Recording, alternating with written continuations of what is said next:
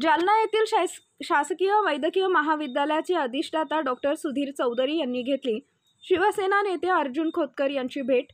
जालन्यात वैद्यकीय शासकीय महाविद्यालय सुरू होणार असल्याने सुधीर चौधरी यांनी मानले अर्जुन खोतकर यांचे आभार।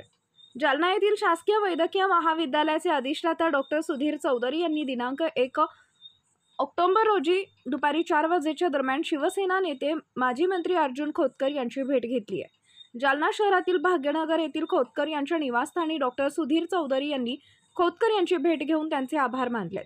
जालन्यात शासकीय वैद्यकीय महाविद्यालय मंजूर झाले असून याच शैक्षणिक वर्षापासून विद्यार्थ्यांना महाविद्यालयात प्रवेश देण्यात येणार आहे।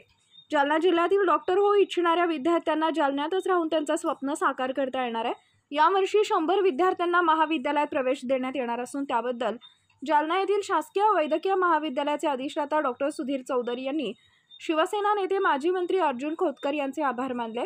यावेळी शिवसेनेचे शहर प्रमुख विष्णुभाऊ पाचपुले, दीपक वैद्य, राहुल गवारे, शुभम टेकाळे यांसह शिवसेना कार्यकर्ते पदाधिकारी उपस्थित होते। जालना शहराला 100 विद्यार्थी प्रवेश क्षमतेचं केंद्र शासनाकडून एक पत्र प्राप्त झालं आहे काल। त्या पत्रामध्ये केंद्र शासनाने आरोग्य कुटुंब कल्याण मंत्रालयाने जे आमचं राष्ट्रीय आयुर्विज्ञान आयोग नवी दिल्ली आहे त्या आयोगाला आदेशित केलेलं आहे की यावर्षी शैक्षणिक वर्षी 100 विद्यार्थ्यांच्या प्रवेश क्षमतेचं एक महाविद्यालय जालना येथे चालू करण्यासाठीची परवानगी द्यावी। आता हे पहिलं पत्र प्राप्त झाल्यानंतर पुढच्या टप्प्यामध्ये आपल्याला नॅशनल मेडिकल काउन्सिलकडनं एक लेटर ऑफ परमिशन नावाचं एक पत्र येईल।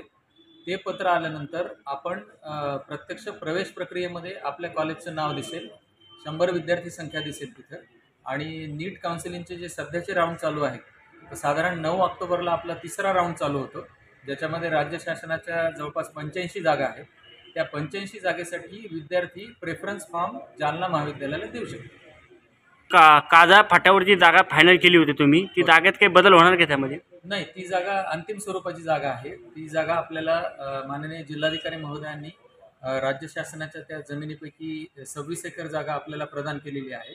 या जागेचा उपयोग आपण तिथे शासकीय वैद्यकीय महाविद्यालयाची इमारत, शासकीय वैद्यकीय महाविद्यालय रुग्णालयाची इमारत, बाह्य रुग्ण विभाग, नंतर जे डॉक्टर्स तिथे कामावर हजर राहतील त्यांच्यासाठी निवासस्थानाचं बांधकाम आणि इतर ज्या आवश्यक सोयीसुविधा आहेत मेडिकल कॉलेजसाठी तर त्याच्या इमारत बांधण्यासाठी त्या जागेचा वापर केला जाणार आहे। त्या जागेविषयी सांगायचं झालं तर त्या जागेच्या इमारतीच्या बांधकामासाठी राज्य शासनाकडून निविदा निघालेल्या आहेत आणि त्या निविदा आता अंतिम टप्प्यात आहेत। सर काय नाव सर आपलं?